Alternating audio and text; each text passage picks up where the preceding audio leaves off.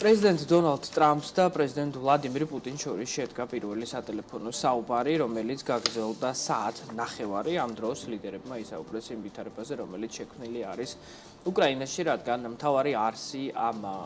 საუბრისა იყო ომის დასრულება, რაც შეიძლება მალე, რათა ტრამპმა შეასრულოს ის დავალება, რომელიც მან მისცა საკუთარ ამომრჩევლს და რეალურად მთელ მსოფლიოს ამის მთელი წინასაარჩევნო კამპანიის დროს 24 საათის განმავლობაში მართალია ეს ვერ შედგა, მაგრამ რეალურად გამოიკვეთა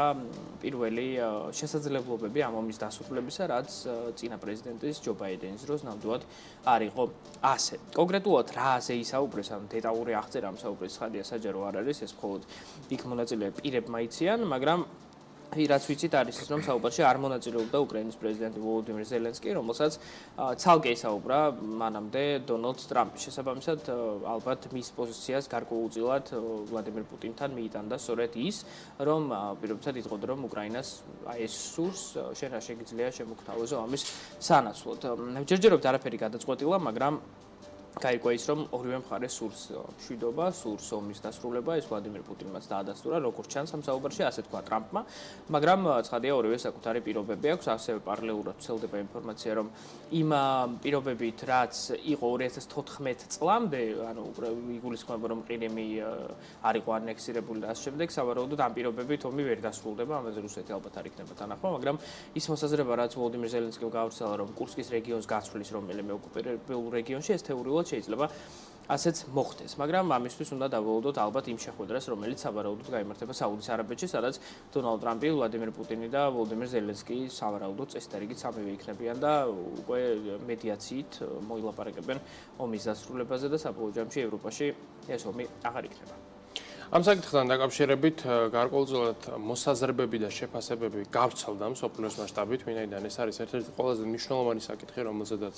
ამჟამად ლიდერები მსჯელობენ და აგრეთვე, რა თქმა უნდა, საკითხს ეხმიანებიან ინვესტორებიც, რომელთაც ამ საკითხთან დაკავშირებით პირდაპირ თუ ირიბად თავიანთი ფსონი აქვთ დადებული საფონდო ბირჟაზე, სასაქონლო ბირჟაზე თუ კრიპტობირჟაზე ან სხვა ნებისმიერ ბირჟაზე, რომელიც შეიძლება მოგაფიქრდეთ, ამიტომაც შეგვიძლია ინვესტორების გამოხმაურებით ვიმსჯელოთ თუ რა მოლოდინები არსებობს კონფლიქტთან დაკავშირებით. ნავთობი ამ ამბის გავრცელებიდან რამდენიმე საათში შეგვიძლია ვთქვათ, რომ გაუფასურდა დაახლოებით 1%-ით, ხოლო ბოლო პერიოდში ვარდნის მაჩვენებელი არის 8%. ანუ ნავთობით მოვაჭრეები რეალურად კონფლიქტის მოგვარებას ელიან და ფიქრობენ, რომ ეს არის გეოპოლიტიკური რისკების შემცირების, ანუ დეესკალაციის მიმართულებით გადადგმული პოზიტიური ნაბიჯი, რადგან როგორც წესი, როცა რისკები იმატებს, ნავთობის ფასი იზრდება, ხოლო როცა რისკები იკლებს, მაშინ ნავთობის ფასი ეცემა, ხოლო ამჟამად ხედავთ სწორედ კლებას. იგივეს ვერ ვიტყვით, მაგალითად, საფონდო ბირჟებზე ამერიკულთან მიმართებით გარკვეულწილად გაურკვევლობა არის, ვინაიდან Wall Street-ი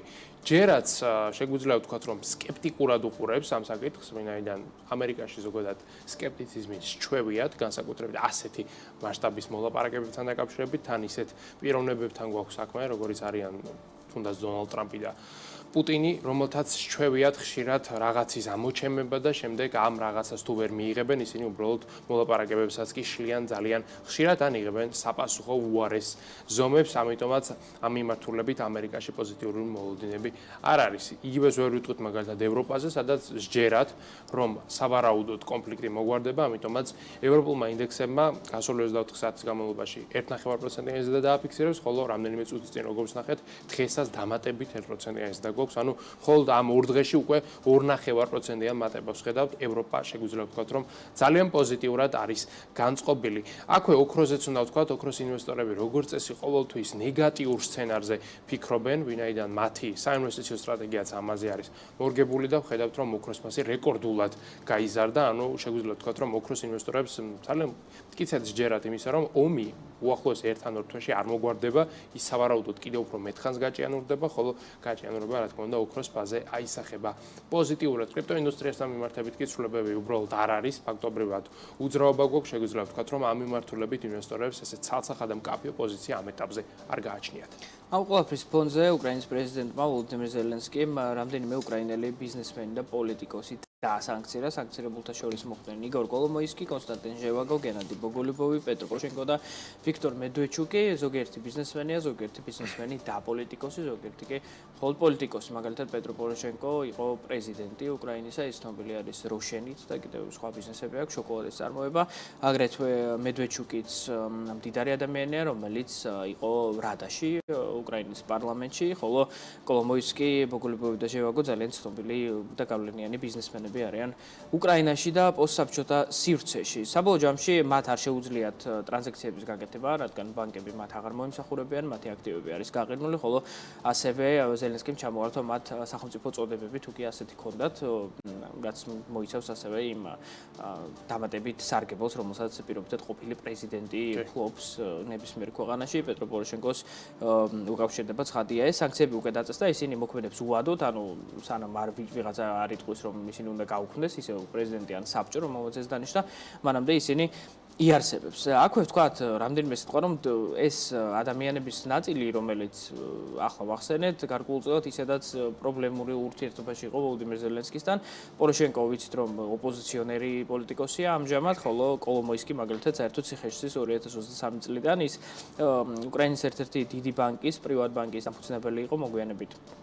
გარკვეულწილად ჩამოშორდა ამ საქმიანობას, მაგრამ მას ედავებიან თაღლითობას და ფულის გათეთრებას, ყალბისაბუთებით დატოვებას ქვეყნისა ედავებიან ბოგოლუბოვს, ხოლო ჟევაგოს ედავებიან საკუთარი ბანკის აქტივების გაფლანგვას, რამაც ინვესტორებს ზარალი მოუტანათ. შესაბამისად, გარკვეულწილად სანქციების დაწესება ერთგვარი იმ ბრძოლის გაგრძელებაა, რაც ისედაც არსებობდა ვოლოდიმირ ზელენსკის და აი ამ ზემოხსენებულ ადამიანებს შორის. აქვე კიდევ ერთ საინტერესო საკითხზე უნდა ვისაუბროთ, რომელიც თავდაცვას და უსაფრთხოებას უკავშირდება და ამ საკითხთან დაკავშირებით დონალდ ტრამპმა უკვე არაერთხელ ისაუბრა საჯარო და ის კიდევ ერთხელ ადასტურებს და ამბობს თანაც თითქმის ყოველ საჯარო გამოსვლაზე, რომ ნატოს წევრმა სახელმწიფოებმა რეალი შიდა პროდუქტის 5% უნდა დახარჯონ თავდაცვაზე, რაც გულისხმობს იმათ, რომ ამ სახელმწიფოებმა თავიანთი ხარჯები ფაქტობრივად უნდა გააორმაგონ ზოგიერთი ქვეყნის შემთხვევაში გასამაგებაზეც კი არის საუბარი. ვინაიდან ნატო არის სამხედრო ალიანსი, რომელიც დგას კოლექტიურ დაფინანსებაზე, ანუ ყველა წევრი იხდის საწევროს თავისი მთლიანი შიდა პროდუქტის მოცულობიდან გამომდინარე და ეს საწევრო ამ ეტაპზე არის სულ რაღაც 2%, მაგრამ ისი აღმოჩნდა ბოლო პერიოდის განმავლობაში, რომ ამ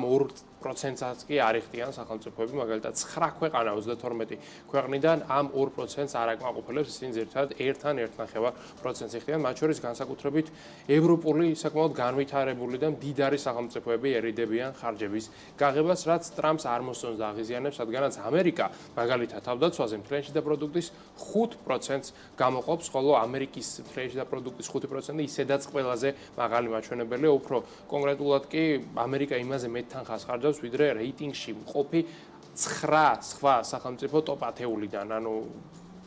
კოლოსალური ხარჯებზე გვაქვს საუბარი, სრული დისბალანსია, ფაქტობრივად $1 ტრილიონ ხარჯავს ქვეყანა თავდაცვაზე, ეს თავდაცვა კი გარკვეულწილად ქოლგის პრინციპით ნატოს ქვეყნებსაც ხواردებათ, რაც ტრამპს დიდად არ მოსწონს, ის ამ შემთხვევაში საუბრობს უბილეთო მგზავრის პრობლემაზე, ეგრეთ წოდებულ free rider-ობაზე, რომელიც ტრამპს არ უყვარს და რომელსაც ის ამბობს, რომ აუცილებლად დაასრულებს ნატოში. ამიტომაც ნატოს წევრ ქვეყნებს ის კიდევ ერთხელ მიმართავს, რომ უნდა გააზარდონ მათ თავიანთი თავდაცვის ხარჯები, არა 2 ან 3%-მდე, არამედ 5%-მდე, რასაც ზოგიერთი ქვეყანა უკვე ვიცით, რომ ეთანხმება და ამბობს, რომ ამას ნამდვილად იზამენ, ზოგიერთისგან პოზიცია ჯერჯერობით არ ჩანს, მაგრამ შეგვიძლია ვთქვათ, რომ ამ ეტაპზე მხოლოდ ამერიკა ხარჯავს 5%-ს, ყველაზე ახლოს არის პოლონეთი 4.1%-ის დანახარჯით, ხოლო ესტონებს ხედავთ 3.4%-ის დანახარჯით, ანუ მაგალითად გერმანია, საფრანგეთს და სხვა ევროპულ ცენტრალურ ძალიან მდიდარ ქვეყნებს ძალიან დრამატულად მოუწევთ მომდევნო წლების განმავლობაში თავდაცვის ხარჯების გაზრდა, თუ კი მათ სურთ, რომ ნატოს წევრებად დარჩნენ და რაც თავარია ნატოს წევრად დარჩეს ამერიკის შეერთებული შტატები.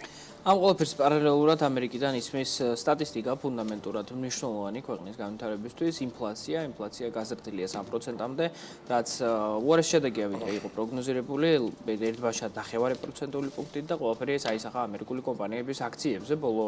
დღეებში, მას შემდეგ რაც გავრცელდა ეს ინფორმაცია, მაინც კარგი ზრდა არ ფიქსირდება მთლიანობაში, რომ შევხედოთ ბაზარს, რადგან პროგნოზირებულზე დიდი ინფლაცია მაინც კარგი არ არის, ასევე გაზრდილია CPI, ანუ საბაზრო ინფლაცია, რომელიც სურსათის და ნავთობის ფასებს არ ითვალისწინებს, ნიშნავს და ასევე დაჩქარებულია მისი მაჩვენებელიც. ეს დიდწილად აიხსნება სეზონური ფაქტორით, რადგან ზამთარია, ზამთარში ენერგორესურსები ძვირდება, შესაბამისად გათბობის ხარჯები ემატება,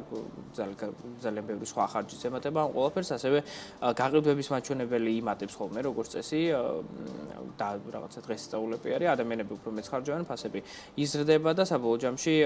გარკვეულწილად ეს ყველაფერი კუმულაციურად ამწვავებს იმ დაწოლას, რომელიც ინფლაციაზე არის. შესაბამისად,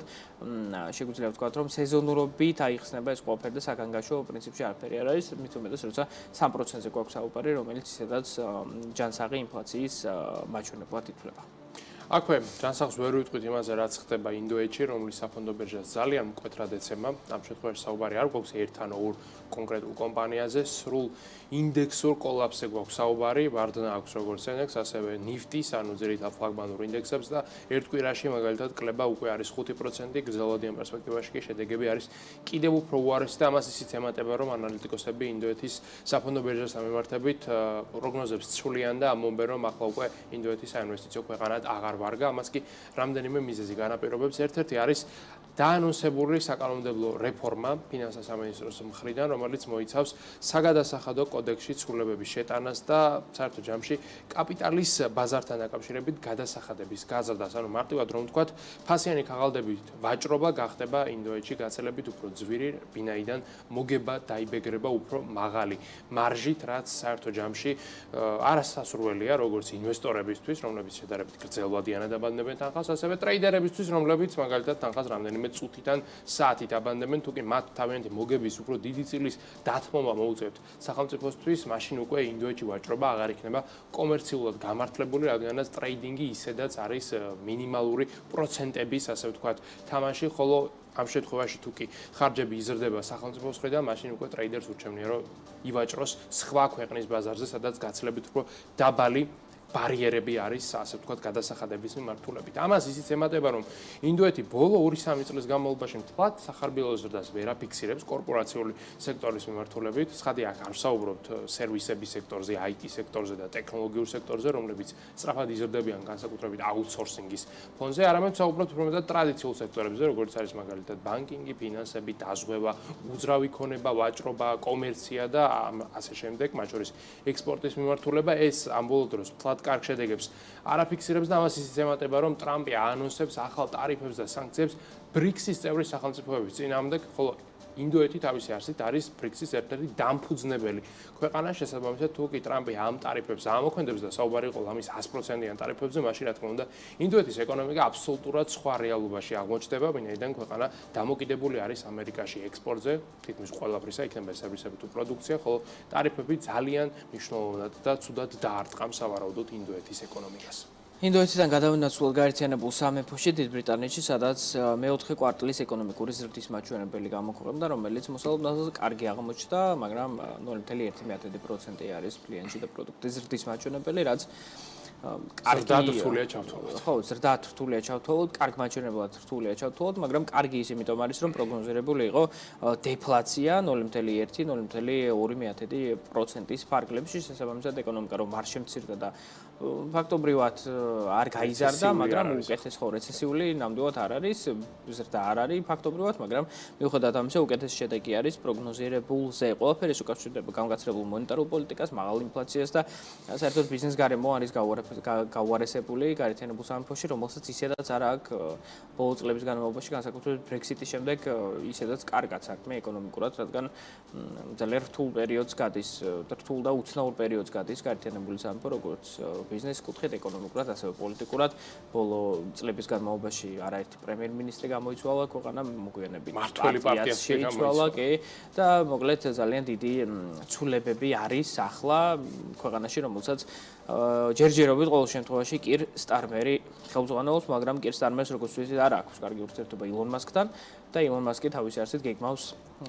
როგორც დაანონსა სხვა პარტიების ხელშეწყობას დაფინანსებას ალბათ სხვა ქვეყნებში იმ პარტიებისა, რომლებიც მის შეხედულებებს იზიარებენ, გაერთიანებულ სამეფოში კონკრეტულად ვინ იზიარებს მის შეხედულებებს, ამის თქვა რთულია, რადგან იქ ძირითადად ორპარტიული სისტემაა და არ არის მრავალპარტიული სისტემა, როგორც არის ევროპაში.